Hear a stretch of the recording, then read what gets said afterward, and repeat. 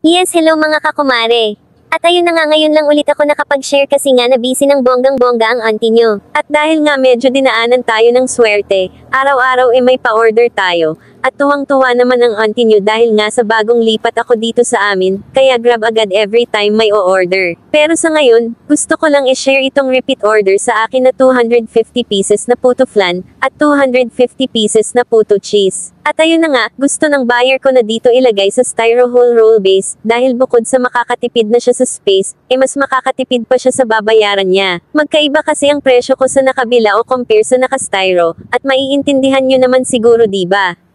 Kasi obvious naman na mas mahal yung bilao kumpara sa styro. At ako lang ba yung nakakaramdam ng ganito?